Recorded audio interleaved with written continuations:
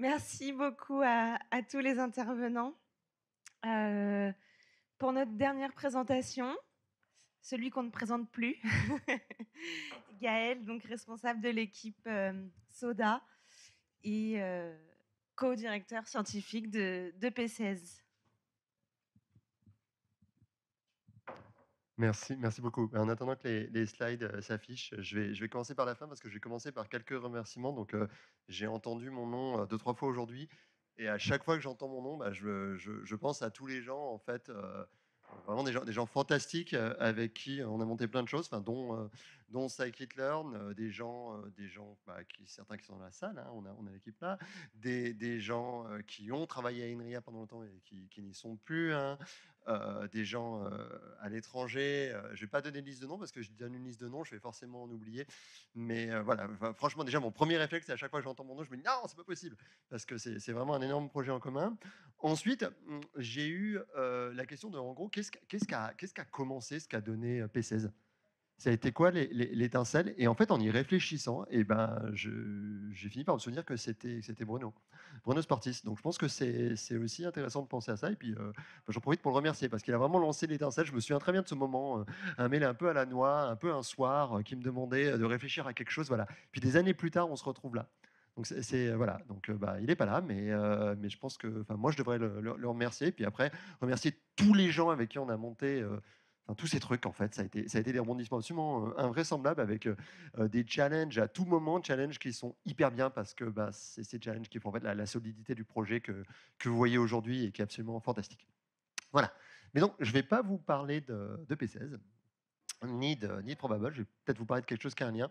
Je vais vous parler d'IA tabulaire. Voilà, puis on va voir ce que ça veut dire. Euh, Déjà, je vais commencer par poser la question, est-ce que la science des données, c'est de l'IA tabulaire? Donc, on a, excusez-moi, je connais pas par cœur mes slides. Voilà. Donc on a des tableaux comme ça. Est-ce qu'en fait on est en train de faire de l'IA là-dessus? Déjà, la première chose que je voudrais absolument souligner, c'est important de le dire, bah, c'est que c'est déjà absolument partout.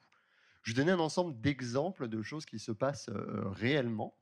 Alors souvent en fait les acteurs ne communiquent pas là-dessus. Mais par exemple, il y a des gros industriels français qui utilisent de l'IA tabulaire pour optimiser des processus industriels. Bien sûr, les banques utilisent toutes ce genre de techniques pour détecter la fraude bancaire, par exemple.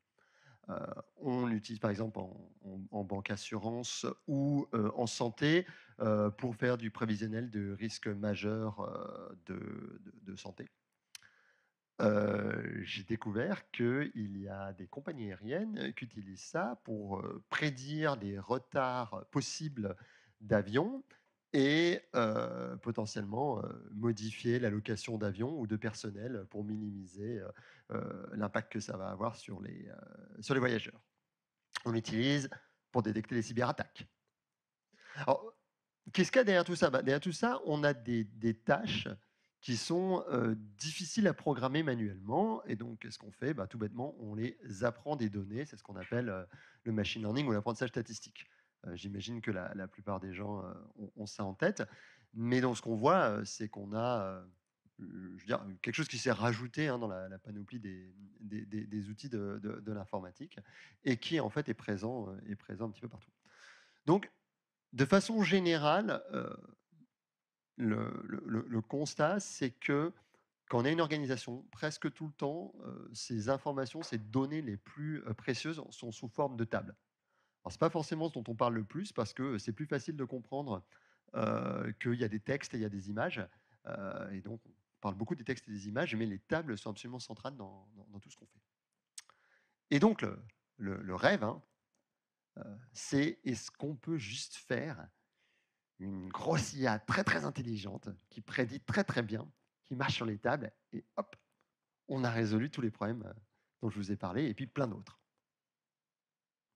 Alors en fait, quand on fait ça, on se heurte à plein de, de problèmes.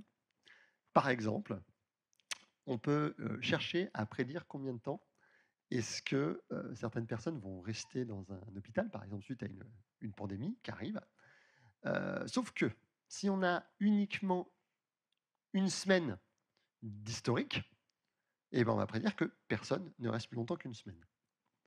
Alors, ça paraît bête dit comme ça, mais je vous garantis, c'est fait, hein. On peut chercher à prédire les événements majeurs de santé en regardant les dossiers des gens. Et donc, on va prédire un séjour en maternité après des rendez-vous avec des sages-femmes. Bon, c'est tout à fait juste. Est-ce que c'est très utile comme prédiction? C'est pas certain.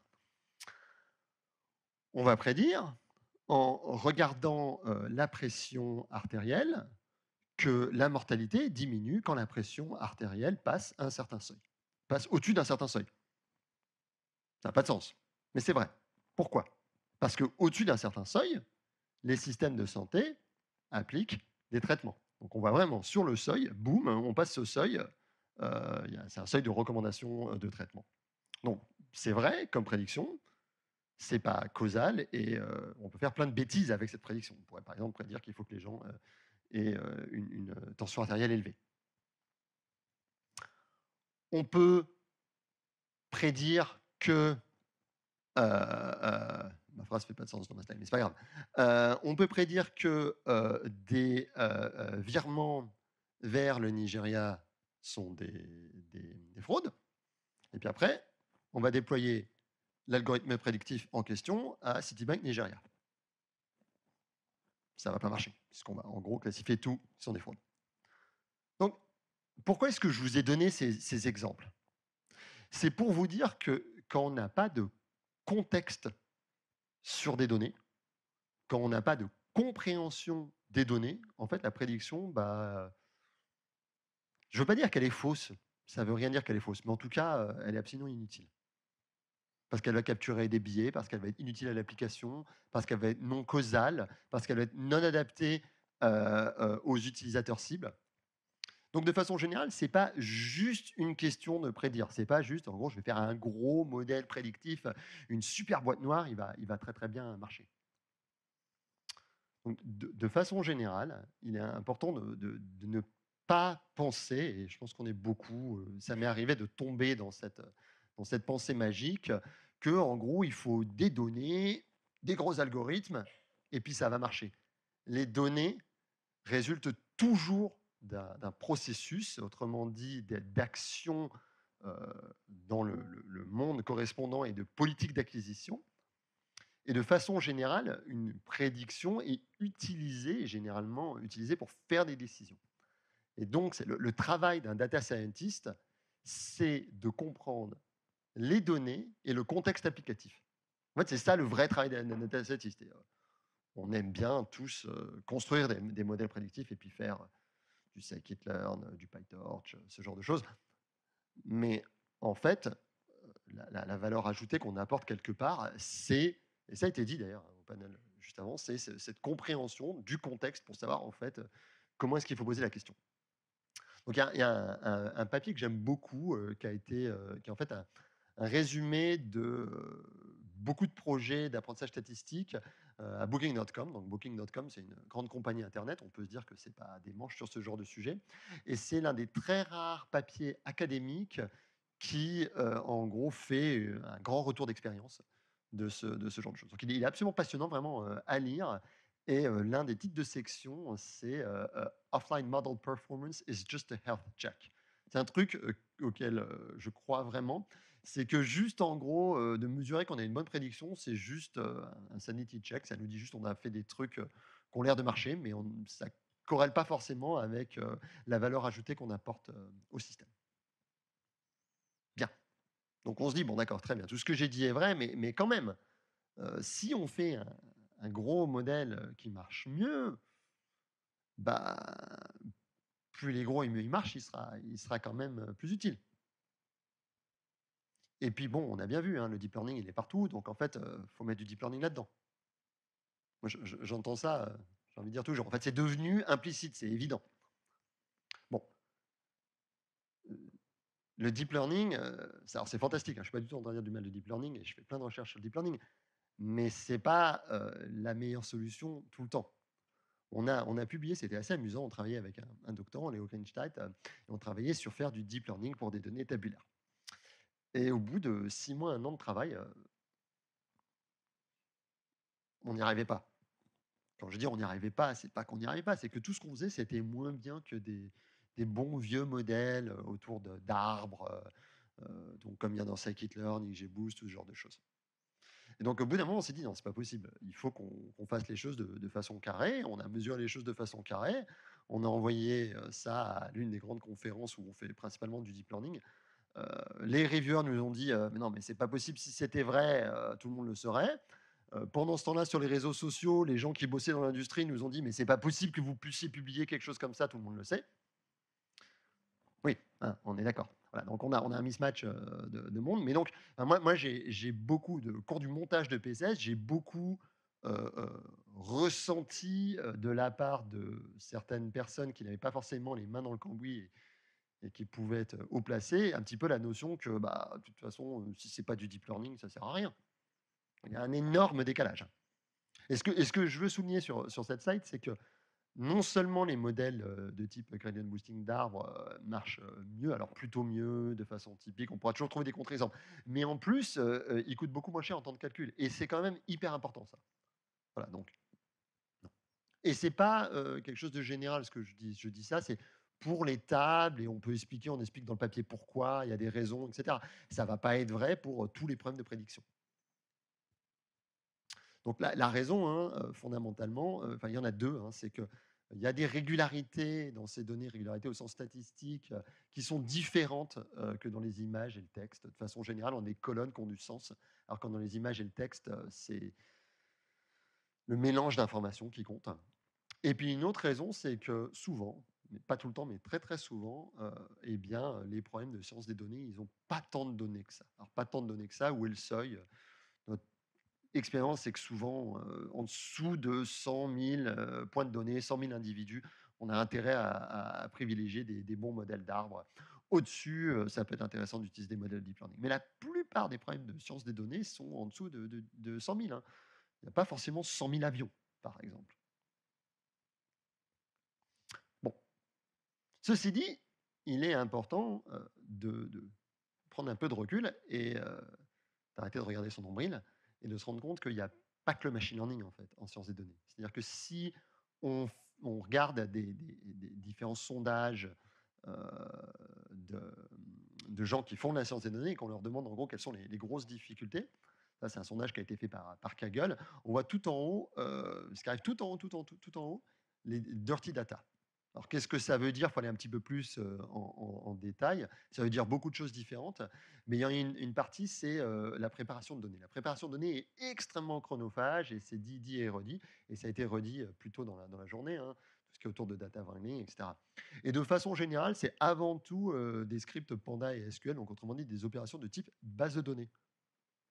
Donc voilà, donc moi, je suis nul en base de données, mais les problèmes de base de données sont très très importants dans les applications. Et d'ailleurs, ça se retrouve totalement si on va regarder les trends Google. Et on voit que, donc là, c'est une période pendant assez longtemps. Et je vous ai affiché en bleu Spark, qui est une technologie plutôt de type base de données. Et puis TensorFlow. Pourquoi j'ai pris TensorFlow? Parce qu'il existe depuis plus longtemps que PyTorch. Et ce qu'on voit, c'est qu'au final, bah, les dynamiques de recherche sont aussi importantes, quoi. En gros, dans le monde applicatif, on ne va pas avoir de learning sans problématique de base de données. Alors, je voudrais juste vous illustrer le genre de problématique, enfin, le genre de manière dont ça peut marcher. Pourquoi est-ce que je le fais? Parce qu'en tout cas, c'est utile pour moi. J'ai dû moi-même un peu me projeter. Supposons par exemple qu'on veuille prédire le prix d'une propriété sur un marché immobilier. Donc, on va essayer de récupérer les informations pertinentes. Donc, par exemple, l'âge de la propriété, la surface, le nombre de pièces, etc. Et on va avoir l'emplacement, l'adresse. Alors, si on comprend un tout petit peu les marchés immobiliers, on sait que l'emplacement est absolument crucial. Mais c'est pas que le 25 de la rue, il est plus cher que le 1 de la rue ou l'autre chose, quoi. C'est que la rue, il faut la comprendre dans un contexte, elle peut avoir une proximité à un métro. Et donc, en fait, il va être utile potentiellement d'enrichir ces données en amenant des données extérieures. Par exemple, la densité. La densité, généralement, les endroits plus denses, ils sont plus chers. Donc il faut qu'on fasse des jointures avec d'autres tables. On peut être amené à faire une jointure avec une table où le degré de répétition, c'est pas le même. C'est-à-dire que dans ma table principale, la table sur laquelle je veux prédire, eh ben, le type d'entité de référence, c'est une propriété, une maison, un appartement. Et puis, je peux peut-être vouloir calculer la distribution des salaires localement. Et donc là, le type d'entité qui répète, c'est un individu. Parce que le salaire, je l'ai peut-être au niveau de l'individu, je ne l'ai pas au niveau de la maisonnée. Donc là, je vais devoir faire une agrégation, que ce soit au niveau de la maisonnée, au niveau de la ville, quelque chose comme ça. Donc je fais une agrégation, je résume l'information. Donc ça, c'est des opérations en fait assez classiques de, de base de données. Voilà, et puis je peux peut-être le faire beaucoup de fois dans une, dans une analyse.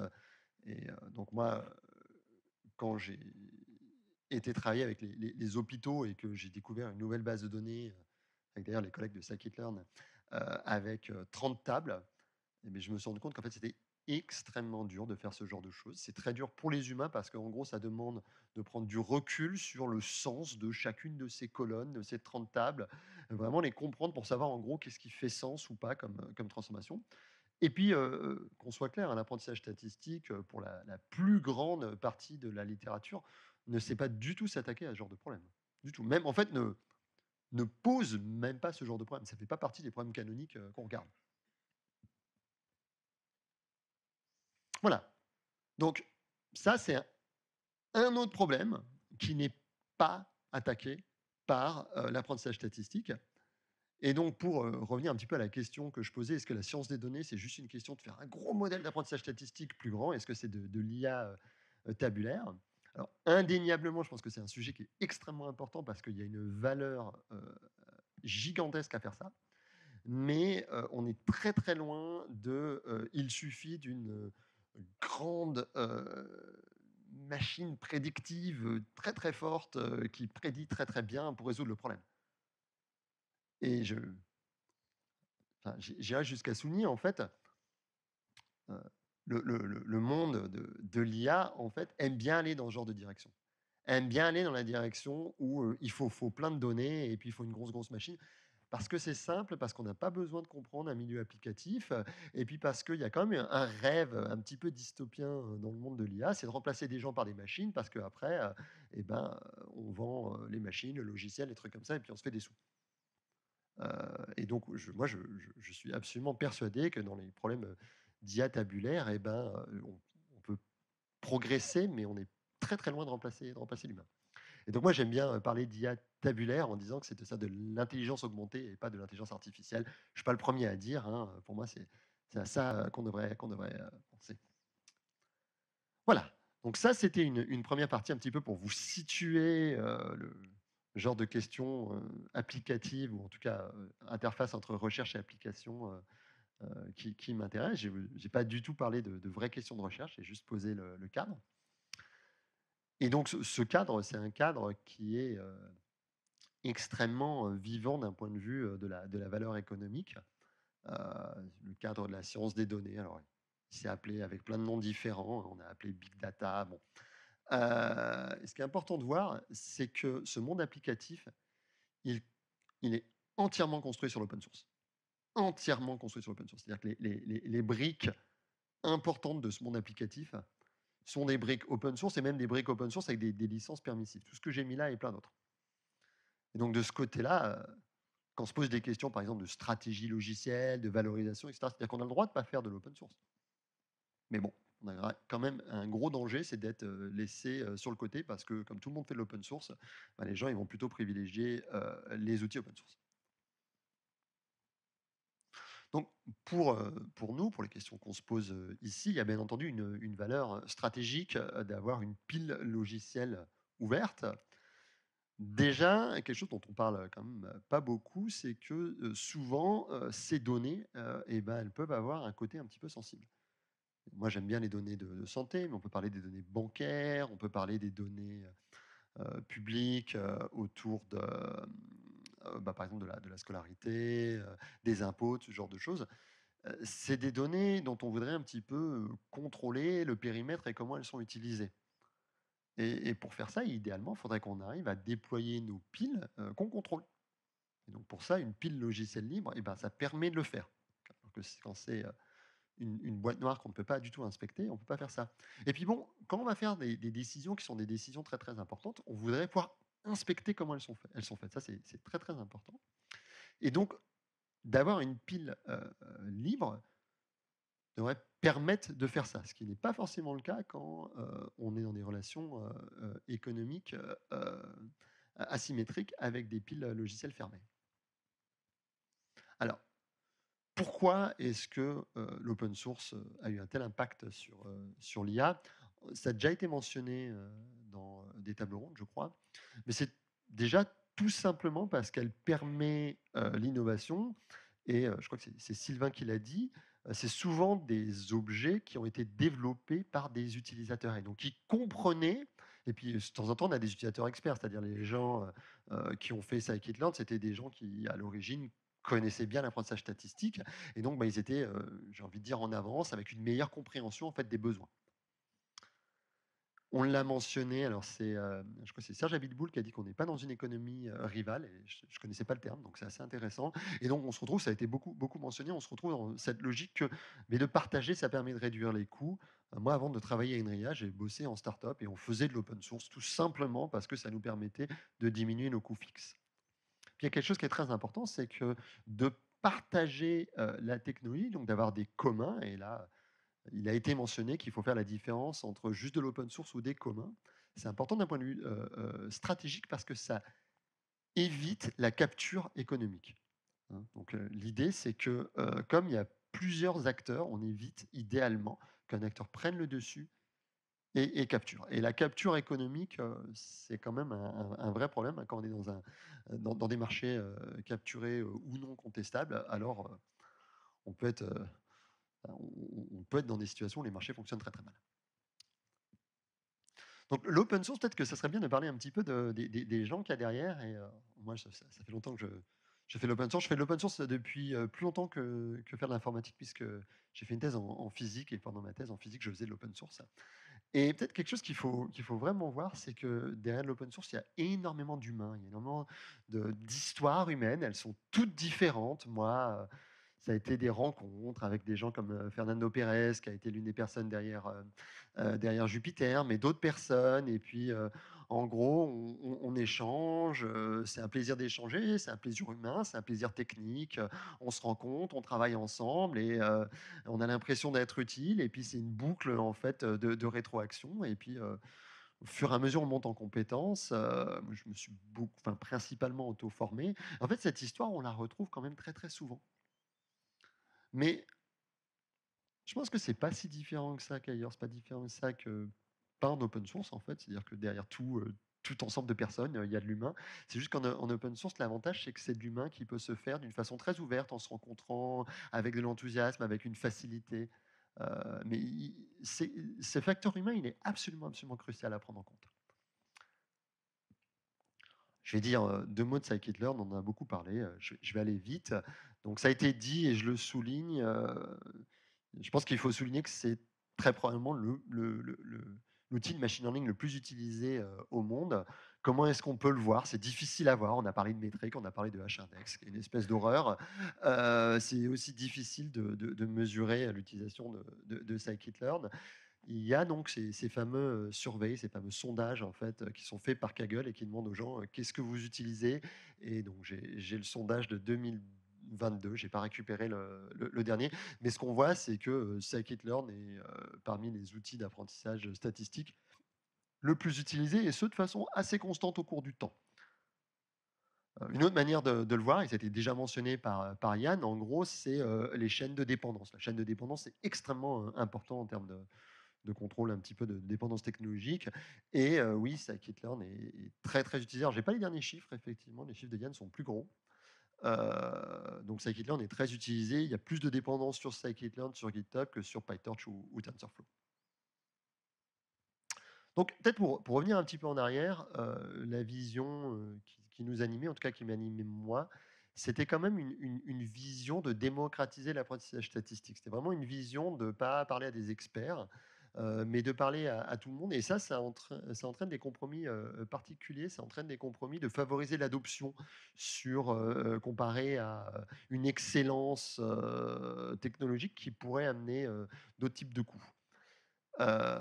Et un autre choix qu'on a fait très très tôt, et qui est important à souligner, c'est que scikit-learn n'existe que parce qu'on vit dans un écosystème Python. On parle de scikit-learn, mais en fait, on pourrait parler de plein d'autres logiciels qui sont hyper importants. On a parlé de Jupyter plus tôt. On faudrait qu'on parle de Panda, qui est absolument crucial. Il faudrait qu'on parle de nos dépendances, NumPy, SciPy. On n'existe que parce qu'il y a un écosystème, et ça a été une partie de notre succès. Donc, j'ai dit à Sophie que je ne parlerai pas beaucoup de scikit-learn. Donc voilà, c'est tout ce qu'il faut savoir. Scikit-learn, c'est très très simple. Il y a un modèle, on l'instancie, on appelle fit avec les données à partir desquelles on veut prédire, et puis les données qu'on veut prédire, qu'on appelle dans notre jargon X et Y, qui sont des noms horribles. Et puis après, on prédit à partir de X. Et c'est essentiellement tout ce qu'il y a à savoir. Et ça a été, en fait, on n'est pas tombé dessus tout de suite, hein. Il a fallu quelques itérations, on l'oublie parce que c'était au début, mais il a fallu quelques itérations pour tomber sur ce truc assez simple. Et en fait, quand on fait ça, on encapsule plein de choses. Et un choix qui a été fait vraiment très très tôt, c'est qu'on veut laisser l'utilisateur se concentrer sur les aspects statistiques plutôt qu'algorithmes ou programmation. Alors ils reviennent hein, quand même, mais on les a quand même beaucoup abstraits. Ça a l'air facile, ça ne l'est pas. C'est un peu le drame. On reprend les métriques. Moi, j'ai pas à me plaindre hein, des métriques. J'ai de la chance de ce côté-là, et c'est même tout à fait injuste parce qu'il y a des gens qui ont contribué à scikit-learn qui ne sont pas sur le papier qui est beaucoup cité. Donc voilà. Mais moi, je vais pas me plaindre personnellement des métriques, hein. Je suis très gâté. Mais toujours est-il que quand on explique scikit-learn aux chercheurs, souvent quelque chose qu'ils ne voient pas, ou que d'ailleurs que beaucoup de gens ne voient pas, c'est que ça a vraiment l'air très facile, ça marche, et puis voilà, on n'en parle plus. En fait, c'est très, très dur de rendre les choses faciles, et l'équipe, en fait, au jour le jour, travaille très, très fort pour rendre les choses faciles, pour que les difficultés soient cachées, mais soient pas cachées d'une façon qui est trop artificielle, c'est-à-dire pas qu'ils surprennent les utilisateurs. Donc, c'est vraiment des choix, entre autres des choix algorithmiques, des choix de documentation, où on essaie d'expliquer sans cacher. On en a parlé, mais je voudrais vraiment le ressouligner. L'importance de la communauté derrière scikit-learn, c'est vraiment une importance absolument majeure. Donc, encore une fois, c'est difficile de mettre des chiffres. Je peux vous mettre des jolis chiffres, mais il y a plus de 2000 personnes qui ont contribué. Il y a des gens qui ont juste euh, changé une faute d'orthographe quelque part, reformulé quelque chose. Inversement, il y a des gens qui ont passé des temps invraisemblables avec une compétence juste dingue. On peut même mettre de seuil. On ne peut pas mettre quelqu'un est un contributeur là, quelqu'un n'est pas un contributeur là. Il y a un continuum. Il y a toute une dynamique dont on a parlé. Olivier en a parlé de une dynamique sociale hein, qui est très très importante. Je tiens à souligner que ça n'est pas un outil uniquement INRIA ou un outil uniquement français. Ça a été voulu dès le début, c'est important. On a des contributeurs partout dans le monde, on a des gens qui ont été extrêmement importants partout dans le monde, des gens qui ont été payés par d'autres organismes publics, privés. C'est extrêmement important. Une communauté, ça a été un peu mentionné, mais ça se crée et ça se travaille. Et ça se travaille, peut-être le truc le plus important sur une communauté, c'est de lâcher la gouvernance. C'est d'accepter que d'autres personnes prennent des décisions avec lesquelles on n'est pas d'accord. Enfin, moi, je l'ai vécu, ça a été dur. Je suis quelqu'un qui, à la base, tient absolument à être convaincu sur tout. Et en fait, quand on a compris ça, quand on a compris qu'on ne contrôlait pas le projet et qu'il fallait qu'il y ait un processus qui soit un processus démocratique pour contrôler le projet, la démocratie, c'est difficile, comme on le sait. C'est le premier truc à comprendre. Le deuxième truc à comprendre, c'est la reconnaissance des autres. Donc ça, c'est très, très important. Je vais vous le dire, je peux le dire maintenant très simplement. On a, dès le début, je vais me faire taper par les gens de la DGDI, on a dès le début, en fait, minimiser l'importance d'INRIA dans le projet. On ne l'a pas mis sur la forge INRIA. Je ne veux pas dire qu'on a caché qu'on était INRIA, c'est pas ce qu'on a fait. Mais on n'a pas mis en avant que c'était un projet INRIA. Le but était de faire de la place pour d'autres. Moi, j'avais peur de me faire taper dessus. Je me suis jamais fait taper dessus. C'était très bien. Voilà. Et quand on fait ça, en fait, c'est fantastique parce qu'il y a des gens qu'on ne connaît pas, qui arrivent, qui nous challenge, qui nous expliquent des choses, qui nous apportent des choses qu'on n'avait pas compris, qui font des choses qu'on n'aurait pas fait. Et en fait, ensemble, on progresse, on devient un outil qui est meilleur. Et pourquoi est-ce qu'il est meilleur? Parce qu'il répond à des attentes de plus de monde. Parce qu'il n'a pas le biais français. Bon, sauf que nous, on a quelque chose qui s'appelle Predict Proba. Les Anglais, ils termineraient jamais. On coupe pas un mot en une voyelle. En anglais, on coupe un mot en une consonne. On dit pas dico, on dit dicte, etc. Donc, prédic proba, ça se voit que ça a été fait par des Français. Bon, mais voilà, ce que je veux dire, c'est que en ayant plus de personnes, on crée un objet qui est plus universel. On retrouve la notion de commun qui a déjà été mentionnée, qui est absolument, absolument cruciale. Et puis, ce qu'on a appris avec le temps, c'est qu'il fallait qu'on consolide des gens avec des gens à temps plein, ce qui s'est progressivement transformé en l'équipe qu'on a ici et puis ailleurs, hein, parce qu'il y a plein de gens à temps plein. Parce qu'il y avait une complémentarité entre des gens qui avaient du temps, je ne veux pas dire du temps libre, mais ça peut être du temps libéré par leur employeur, ça peut être du temps qu'ils prenaient sur d'autres activités, et puis des gens qui sont là à temps plein. Les gens qui sont là à temps plein, ils peuvent faire différentes choses. Donc vraiment, il y a cette complémentarité et ça s'est bien développé dans le temps, cette complémentarité. C'est très, très important. Pour attaquer des gros projets, il faut de temps en temps des gens qui ont beaucoup de temps. Alors, je ne vais pas aller dans les détails, on a plein de fonctionnalités. C'est toujours une grosse difficulté de savoir qu'est-ce qu'on met dans Scikit-learn et qu'est-ce qu'on ne met pas dans Scikit-learn. On avait une facilité quand on a commencé le projet, c'est qu'il y avait un livre de référence d'apprentissage statistique que beaucoup d'entre nous aimions bien, Elements of Statistical Learning. Et certains d'entre nous avaient un petit peu le rêve de dire tout ce qui est dans Elements of Statistical Learning, ça doit être dans Scikit-learn. Donc, ce qu'il faut voir, c'est qu'on était quand même sur une communauté scientifique qui était relativement balisée. Ça nous a permis de bien avancer. Bon, en fait, on est barbant, hein. Je peux vous garantir, on est barbant. Je veux dire, les gens, ils font du deep learning. En fait, non, ils font du scikit-learn, mais ils parlent de deep learning. Mais, voilà, je souligne, les gens parlent de deep learning, mais ça, c'est toujours le sondage Kaggle. Vous voyez que le modèle qui est le plus utilisé, c'est le modèle linéaire. Et alors, je suis persuadé qu'on revient dans 20 ans, le modèle linéaire sera toujours énormément utilisé, ce qui sera le plus utilisé ou pas, j'en sais rien. Mais, alors, c'est génial d'être schumpeterien, hein, mais c'est pas parce qu'on a un nouveau modèle que l'ancien modèle, il a moins de valeur. L'ancien modèle, il est très très bien, il marche très très bien pour certaines choses. Et donc, le modèle le plus utilisé, c'est le deep learning. Après, on a les modèles d'arbres, hein, dont j'ai parlé. On a des modèles de deep learning parce que quand on a des images naturelles, on va faire du deep learning parce que sur les images naturelles, c'est le deep learning qui marche. Mais sur d'autres types de données, c'est autre chose.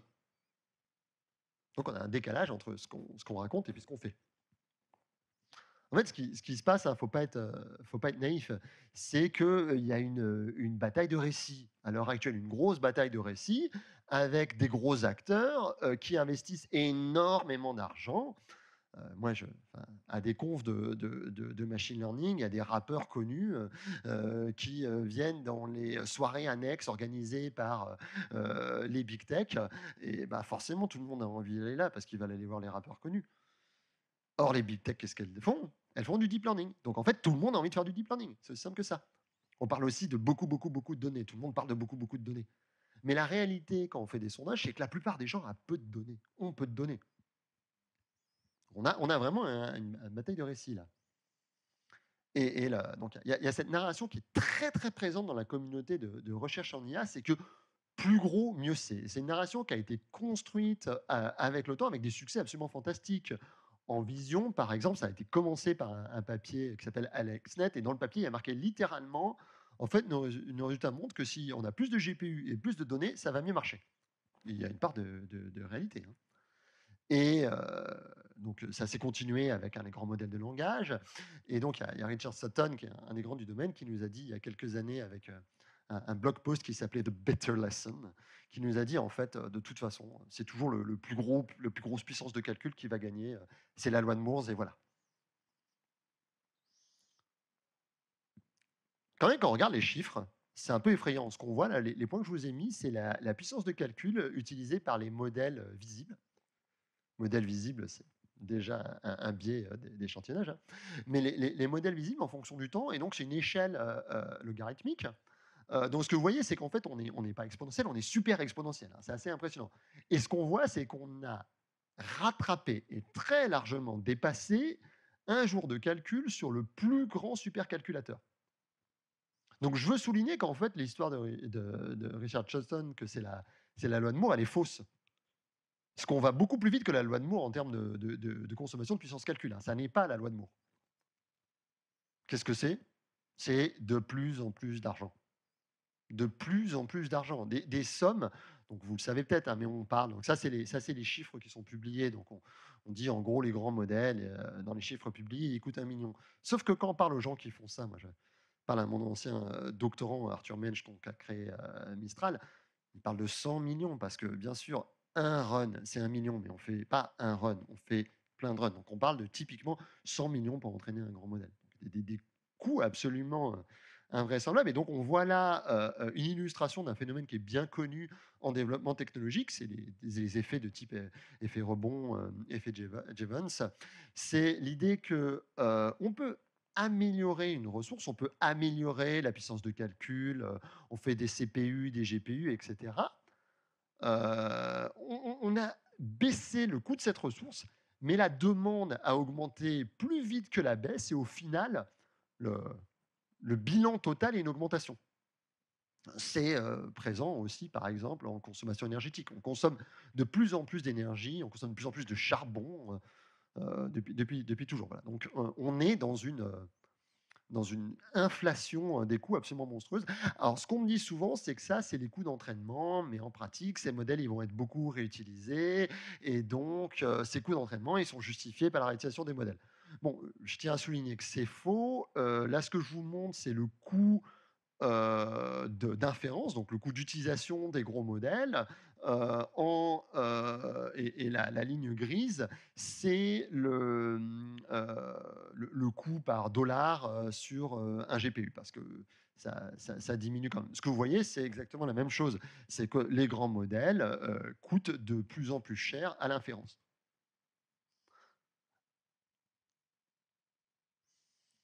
Donc, pourquoi est-ce que je vous raconte ça? Parce qu'on est dans d'une logique d'échelle, on a une logique de course à l'armement, et cette logique d'échelle, elle profite à certains acteurs.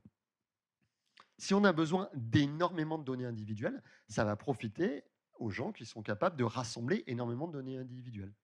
Donc typiquement tout ce qui est autour des réseaux sociaux, etc. Et là, je voudrais souligner que le monde numérique, de façon générale, est avant tout payé par de la pub en ligne, recommandations, pub, etc. Tous donc Google, Facebook, Twitter, de plus en plus Microsoft, c'est nouveau, mais de plus en plus Microsoft, en fait, font leur argent de pub en ligne, ce qui pour moi est problématique. Si on fait des modèles qui consomment de plus en plus de calculs, qui c'est qui gagne? Bah, les gens qui font les chips, et puis les gens qui louent le calcul. Et qui c'est qui d'ailleurs investit dans les conférences? Qui c'est qui invite les rappeurs? Qui c'est qui donne les prix? Euh, euh, les mêmes. Ils investissent aussi dans les startups d'ailleurs, un investissement circulaire. Ils investissent dans les startups, alors d'autres personnes qui investissent dans les startups, mais on a un investissement circulaire. On a vraiment en fait une économie en fait où on investit dans le calcul et ça finit par créer une bulle. Alors c'est pas une bulle où il y a rien, hein. Je suis pas en train de vous prétendre qu'il n'y a rien dans l'IA. Je suis en train de vous dire attention aux investissements circulaires, et puis surtout attention sur le fait que derrière tout ça, il y a de nouveau des logiques de capture qui sont différentes. C'est-à-dire que si vous avez un gros modèle que vous ne pouvez pas faire tourner sur votre téléphone portable, le modèle, il va tourner sur un cloud.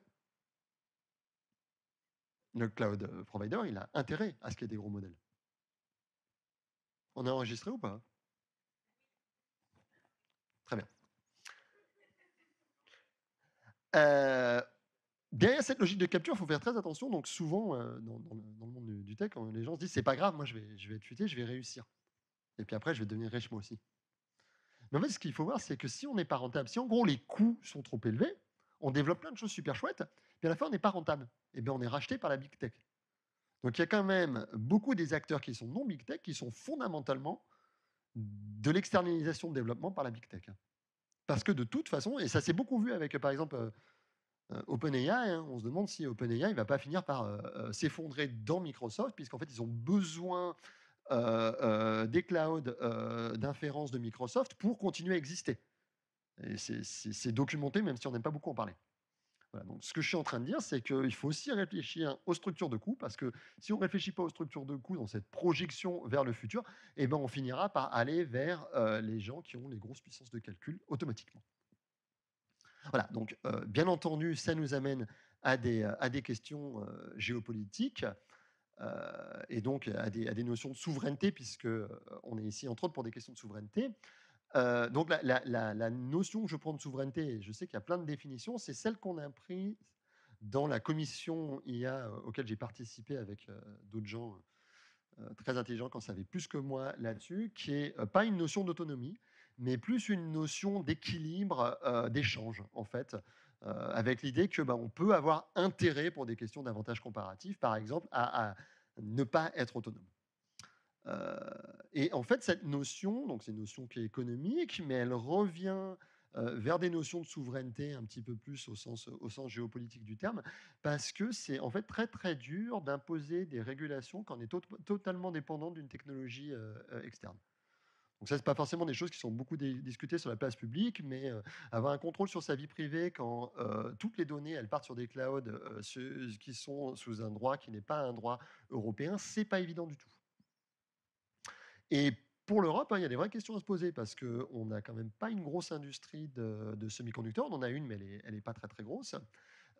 Et puis, moi, le PIB, c'est pas une mesure qui m'intéresse beaucoup, hein. Ce qui m'intéresse plus, c'est la balance commerciale. Et la balance commerciale des systèmes numériques est très très négative en France. Elle est extrêmement négative. Et ce qu'il faut voir, c'est que la part de marché du numérique va continuer à augmenter. On peut l'aimer ou ne pas l'aimer, ça va se passer. Et donc, d'un point de vue stratégique, il faut qu'on arrive à se placer pour ne pas que cette augmentation de part de marché se transforme en une balance commerciale de plus en plus négative. Pourquoi je vous dis ça? C'est que ça se boucle avec ce que je disais juste avant, et en termes de choix stratégiques sur qu'est-ce qu'on crée comme technologie, c'est très important. Voilà, donc pour terminer un petit peu cette partie, ça ne suffit pas d'être open source. Alors moi, je suis un convaincu de l'open source. Je pense que c'est très important d'être open source, mais ça ne suffit pas. Donc l'IA a été totalement tirée en avant par l'open source parce que c'était fait par des collaborations entre des gens techniques. On a une situation où le big tech fascine absolument, mais ça amène des coûts et des complexités qui ne font que grandir. Et le résultat, pour moi, je suis vraiment inquiet sur le fait que ça nous crée des dépendances. Je ne suis pas en train de rejeter le deep learning. Ce n'est pas ce que je vous dis. Ce que je suis en train de dire, c'est qu'il faut prendre du recul et utiliser les bons outils au bon endroit. Et prendre du recul sur les investissements et ne pas se lancer dans des surinvestissements. Donc ça m'amène bien sûr au sujet d'aujourd'hui. Et je vais faire bref parce qu'il se fait tard, mais donc c'est les investissements dans les communs numériques pour la science des données. Donc la mission de P16, mission qui nous a été donnée, donc P16 est probable, qui nous a été donnée par le gouvernement, mais dont je suis très très content que ce soit cette mission parce que je pense qu'elle est très importante. Donc déjà, si on pense à scikit-learn, il est extrêmement important que scikit-learn et son écosystème aient de la croissance pour rester pertinent. C'est-à-dire que c'est vraiment important de voir qu'un logiciel ne peut pas se permettre de rester immobile. S'il reste immobile, il devient non pertinent. Donc il y a de la technologie nouvelle, il y a un écosystème qui évolue. Il faut qu'on fasse ça en évitant la capture.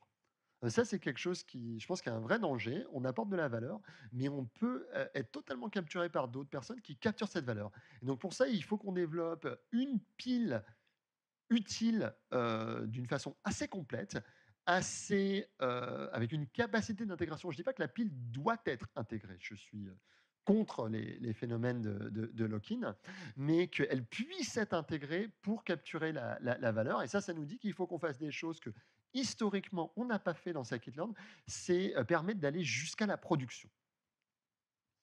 Et on doit continuer à exister. Il y a une vraie question qu'on doit se poser. Enfin, Olivier dit toujours, si on n'est plus pertinent, c'est pas grave. On va faire autre chose. Et il a raison, ça sert à rien de s'accrocher à des fossiles qui ne sont plus pertinents. Mais la raison pour laquelle moi je pense qu'on doit rester pertinent, c'est que on reste acteur de la transformation numérique en contribuant de la technologie, on est acteur, on peut participer à la discussion et donc on peut contribuer de la technologie qui fait des choix. Et les choix qu'on fait choisissent la manière dont la valeur économique, par exemple, va se distribuer. Par exemple, on peut privilégier des choses qui ne vont pas uniquement sur le cloud, mais qui peuvent aussi se déployer en local. Et ça, c'est une distribution de valeur qui est différente et une distribution de contrôle qui est différente. Donc, c'est très important. Je vais passer sur les efforts de scikit-learn. Je veux juste vous dire, mais pourquoi est-ce que je passe? Parce que c'est pas moi qui ferai ça le mieux, c'est l'équipe. Mais ce que je veux juste vous dire, c'est qu'on ne s'en rend pas forcément compte, mais il y a des transformations en fait tous les jours. C'est juste que comme c'est un produit qui est très bien fini, ces transformations, ce n'est pas des ruptures, c'est des continuités.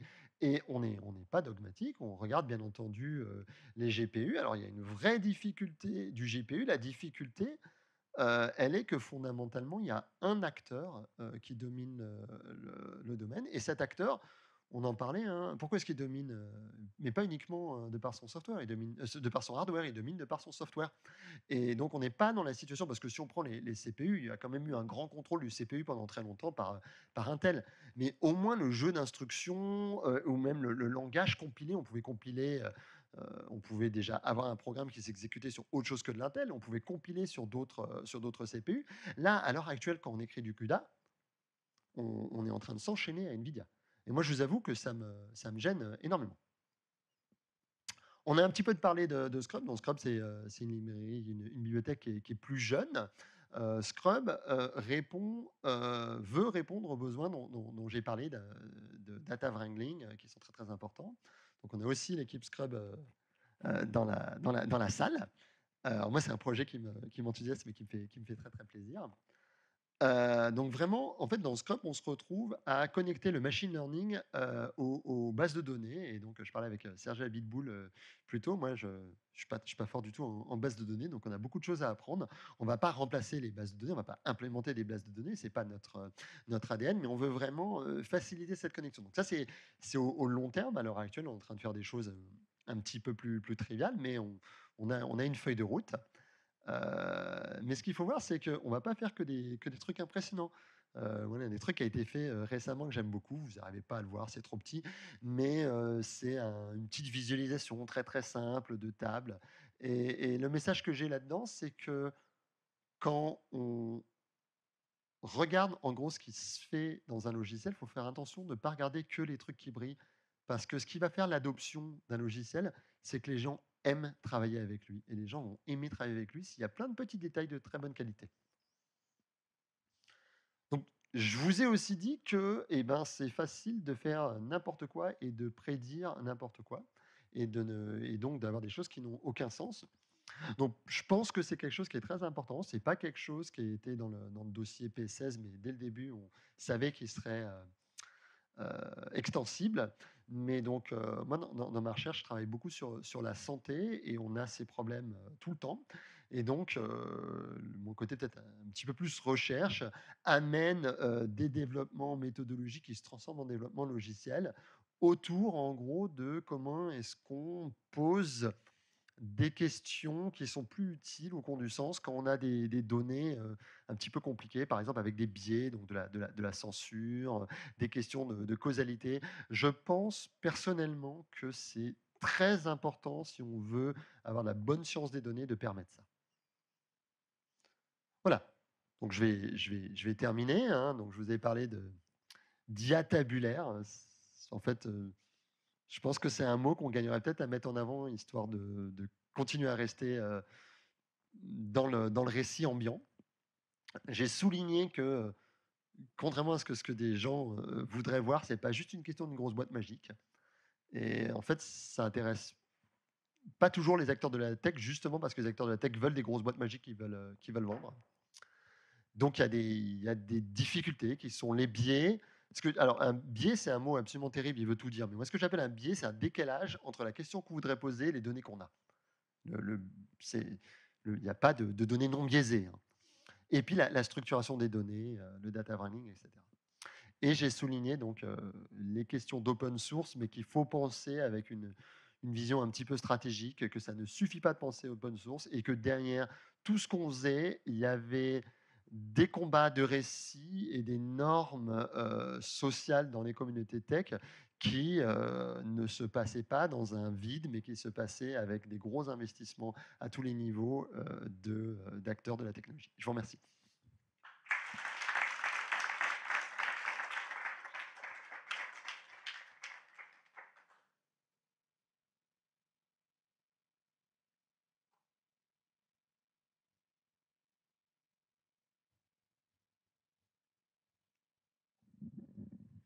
Gaël, c'est une question vache.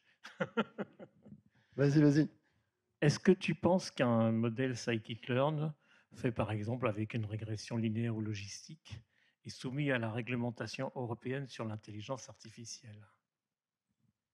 Ah, ça serait une question pour un juriste. Je pense que oui, pour l'avoir un peu regardé, je pense que oui. Je pense que c'est vraiment un double tranchant. C'est vraiment un double tranchant parce qu'on a le danger de faire une bureaucratie absolument monstrueuse derrière ça, hein. J'ai eu des débats, participé à des discussions pré-réglementation où les gens me disaient je veux absolument savoir si ce que j'utilise a de l'IA. Et vu la définition qu'il m'avait donnée, je lui dis tout ce que tu utilises a de l'IA. Oui, mais par exemple, c'est une machine, donc par exemple avec des médecins, hein, je suis beaucoup impliqué dans les médecins, c'est une machine médicale a de l'IA. Oui, oui, ton scanner, il a de l'IA, hein. Donc, mais bon, d'après ce que j'ai compris, d'après ce qu'elle a été écrit, oui, je pense que oui.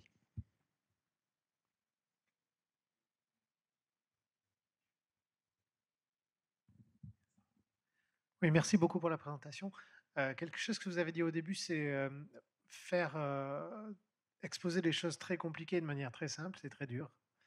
Est-ce que, avec les années d'expérience derrière scikit-learn, vous auriez des recommandations ou des conseils sur comment faire un bon framework, une bonne API qui soit appréciée des développeurs, des data scientists? Bah, je peux dire des choses qu'on a faites et des choses qu'on n'a pas faites. Alors, je devrais peut-être dire que je pense que beaucoup des gens du projet, on n'en était pas notre premier projet logiciel libre, y compris, j'avais fait des trucs vraiment merdiques. Donc, on avait appris.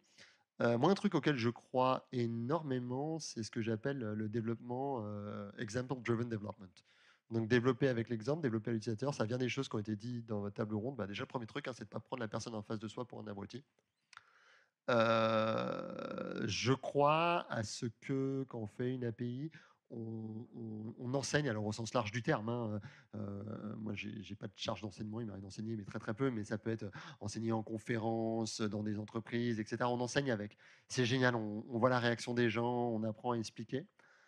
Donc vraiment, en gros, beaucoup travailler avec les utilisateurs. Je crois à ce que, en tout cas au début, les gens qui codent soient aussi forcés d'écrire la documentation parce que expliquer, ça nous permet de nous rendre compte qu'on n'arrive pas à bien expliquer. Après, je pense des choses qu'on aurait pu mieux faire. Alors, on n'avait aussi pas les ressources, mais quelque chose qui est très important, c'est d'avoir des bons défauts. Alors, qu'est-ce qu'on avait des défauts débiles et il y en a certains qui continuent à être le cas. Parce qu'on manquait de ressources, de recul. Et puis c'est vrai que maintenant, dans beaucoup des choses qu'on fait, alors on a ce luxe d'être même maintenant à mi-chemin entre un institut de recherche et puis le développement de quelque chose comme scikit-learn. Et donc l'institut de recherche, y compris P16, va faire des travaux qui vont nous permettre d'établir les bons défauts. Parce qu'on ne les connaît pas en fait. Et donc de nos jours, mais même dans scikit-learn, il n'y a pas que l'institut de recherche, on fait beaucoup plus d'expérimentation. Alors cette expérimentation, elle a un coût. C'est un coût de calcul, donc on ne pouvait pas faire. C'est vrai que de nos jours, franchement, il y a des pull requests dans le jargon. Les pull requests, c'est la manière dont on contribue. Il y a des pull requests d'estimateurs qui, pour moi, ont une revue. Je ne parle pas que de la revue du code, je parle de la revue de l'efficacité statistique et de la validité statistique de la méthode, qui, pour moi, est plus intense que pas mal de revues de papiers scientifiques. Et c'est génial, et c'est fantastique.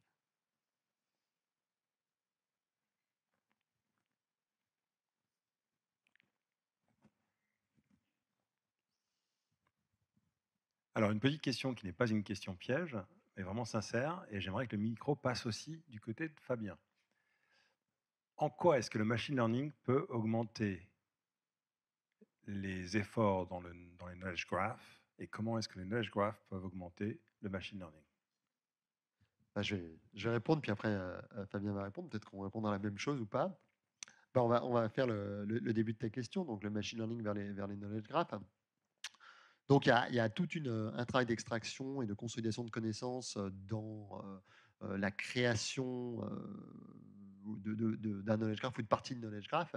Et donc, si on part, par exemple, d'informations, par exemple, sous forme de documents texte ou de choses comme ça, alors on peut s'aider, souvent d'ailleurs, je pense, de façon semi-automatique, du machine learning pour, en gros, extraire l'information. C'est fait de plus en plus. C'est-à-dire qu'on va avoir des grands documents texte, on va faire de la reconnaissance d'entités nommées, etc. Donc la construction en fait, de knowledge graph à partir de ça. Et souvent, et je pense qu'en fait la personne qui répondrait le mieux, c'est Nicolas. Et souvent, en fait, c'est fait, c'est encore une fois, c'est pas fait de façon boîte noire. C'est fait avec un aller-retour, comme souvent. Donc pour moi, et puis alors, il y a bien sûr, mais alors, est-ce qu'on va appeler ça du machine learning ou pas? Moi, j'aime pas beaucoup les guerres de mots, mais il y a bien sûr au sein d'ailleurs des knowledge graphs toutes sortes d'apprentissages qui peuvent être symboliques, donc pas le genre de choses qu'on fait dans Scikit-learn. Il n'y a pas de jugement de valeur qui permettent de trouver de la structure et donc de trouver des règles qui vont structurer euh, le, le knowledge graph. Alors, dans l'autre sens, bah, il se trouve en fait que c'est un truc que je fais de plus en plus en recherche. Ce qu'on voit, c'est que les knowledge graphs, j'ai envie de dire, il y a plusieurs types de knowledge graph, mais il y a un type de knowledge graph qui marche très très bien, qui émerge en ce moment, c'est ces knowledge graphs de commun. Donc, Fabien les a mentionnés. Donc, c'est des knowledge graphs qui sont ouverts et qui ne font que croître en taille. Les knowledge graphs modernes, ils ont une quantité d'informations absolument fantastique. Alors, ce qui est génial, c'est que si on revient 30 ans en arrière ou plus sur l'histoire de l'IA, on a fait ça avec Stéphane et Louise, on trouve des vieux papiers qui viennent de la communauté qui a donné lieu à la communauté de Knowledge Graph, qui disent des choses du genre, plus on connaît des choses, plus une nouvelle tâche est facile à résoudre parce qu'on part de moins loin, conceptuellement.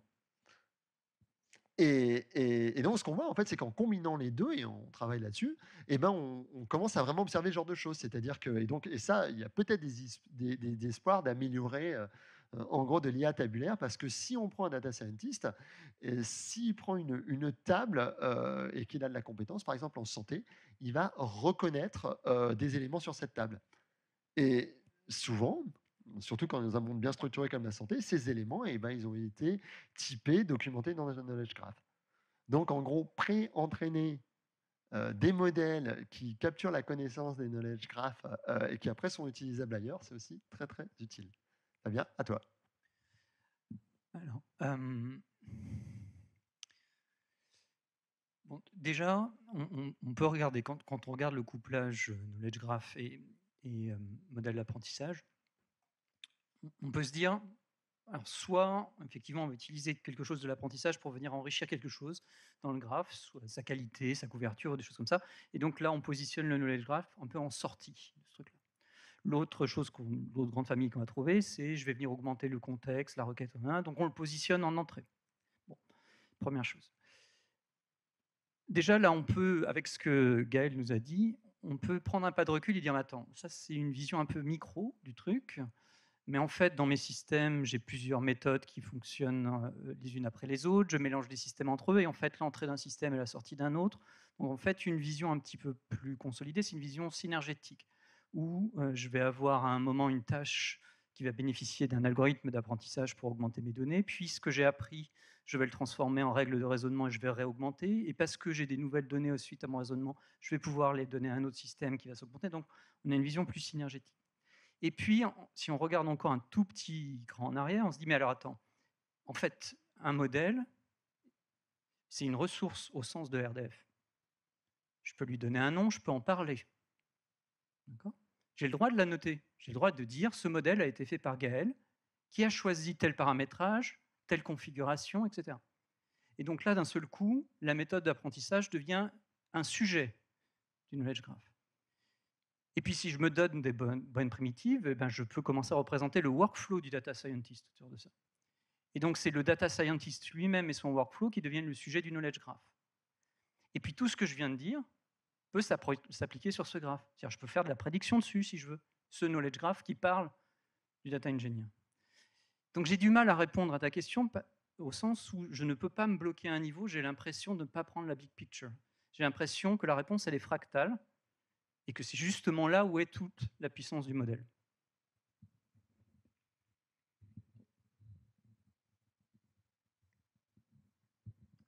Alors, je vais me permettre de compléter un peu ta réponse, Fabien. Pour moi, en fait, la synergie entre les deux approches, parce que l'approche machine learning et l'approche knowledge graph sont historiquement issues de deux communautés différentes. On a une approche qui va être plutôt issue de la logique formelle dans les knowledge graph, et donc on va avoir une approche plutôt top-down, où on va avoir des experts qui vont formaliser leur expertise. On va avoir une approche d'inférence logique pour enrichir le graphe avec des règles logiques. Et la statistique va avoir tendance à faire elle aussi des inférences, mais des inférences statistiques, plutôt dans une approche d'extraction de modèles et de structures à partir des données. Et donc, on va avoir des inférences qui vont être plutôt statistiques, avec un seuil de fiabilité ou un coefficient de fiabilité qui ne sera pas 100%, qui sera peut-être moindre. Et donc, on va avoir cet effet d'enrichissement, j'ai envie de dire flou, du graphe qu'on va pouvoir produire avec des données dans un knowledge graph. Et que je pense que les deux approches ont des avantages, peuvent être mises en synergie pour rendre des services importants aux entreprises qui vont vouloir les mettre en œuvre. Et à ce sujet, Gaël, j'ai une question pour toi. Tu parles de Tabular AI. Est-ce que tu penses que le graphe pourrait aussi être une source de données intéressante pour des algos de machine learning, dans la mesure où on arriverait à transformer un graphe, par exemple, en données tabulaires, ou trouver des passerelles entre les deux représentations des connaissances? Parce que quand tu parles de ton cas d'usage sur les bases de données avec 30 tables où tu dois faire des tas de jointures, bah en fait, moi j'ai envie de dire, pourquoi tu les fais pas en graphe, quoi? Alors que je sache, je vais parler de trucs dont je suis pas expert, mais que je sache, il y a quand même une grosse équivalence entre les deux. Elle est pas entièrement complète, mais elle est très forte. D'ailleurs, il y a même, que je sache, hein, beaucoup de moteurs de knowledge graph qui peuvent être implémentés sur des bases de données SQL. Donc moi, je ne vois pas du tout d'opposition. On manie d'ailleurs des knowledge graph, un des travaux de recherche qu'on a fait récemment, on prend des tables et transforme en knowledge graph exactement pour les raisons pour lesquelles les knowledge graph ont été faits. C'est que c'est des représentations beaucoup plus flexibles et universelles. Et puis après, on donne ça au modèle. Et d'ailleurs, une tradition de l'apprentissage statistique, hein, Statistical Relational Learning, qui a fait ça, je pense que elle s'est un peu essoufflée parce que les approches que les gens utilisaient à l'époque ont buté sur des problèmes qui étaient intractables au sens très très fort du terme, en fait, mais qu'elle va renaître, qu'elle est en train de renaître à l'heure actuelle avec les méthodes des combinaisons pas tout à fait évidentes avec des méthodes de deep learning qui sont fondamentalement des approximateurs. C'est-à-dire qu'on n'est plus en train d'essayer de vraiment résoudre des vrais problèmes probabilistes, on est en train d'essayer de les approximer. Ça, c'est des aspects de recherche qui sont très actifs à l'heure actuelle et qui, je pense, vont être utiles un peu dans deux cas. Alors, je vais forcément en oublier, mais dans deux cas, il y a un premier cas qui, je pense, est vraiment important. C'est celui, encore une fois, d'entraîner des modèles sur des ressources publiques. Pourquoi c'est important? Parce que un modèle qui est entraîné sur une ressource publique, un graphe de connaissances générales, c'est un modèle qui peut être beaucoup réutilisé. Donc, le coût d'entraînement, qu'il soit un coût de calcul ou un coût humain, parce qu'on ne parle pas assez des coûts humains, mais ils sont très très grands, et ben, il est amorti. Et c'est vraiment, hein, je voudrais souligner que de mon point de vue, le grand succès du deep learning, c'est d'avoir donné des modèles qui sont pré-entraînés, des modèles de vision, des modèles de langage qui sont pré-entraînés, que n'importe qui peut télécharger de Hugging Face et utiliser facilement. Et ça, c'est génial parce que on n'a pas besoin d'être un expert pour les utiliser. Pour les entraîner, on a plus besoin d'être un expert. Donc ça, pour moi, je pense qu'il y a, je ne serais pas surpris qu'on voit des choses assez fantastiques arriver là-dessus. J'espère en faire un petit peu au labo. Et puis après, il y a un autre cas qui, je pense, va être réellement important. important, qui est plus proche, je pense, des trucs qui t'intéressent, c'est quand tu arrives dans un endroit et tu es au sein d'un organisme qui a structuré ou qui doit structurer ces informations. Alors là, tu peux avoir intérêt à faire tourner ces modèles sur effectivement la. Encore une fois, moi, je ne fais pas de grosse opposition, et c'est peut-être parce que je suis très naïf entre une base de données relationnelle et un knowledge graph. Je sais qu'il y a des différences, mais de mon point de vue, je mets un peu ça presque dans le même sac. C'est deux représentations différentes du même objet. Je sais que je fais des raccourcis en faisant ça, mais pour l'apprentissage statistique, ces raccourcis ne me choquent pas.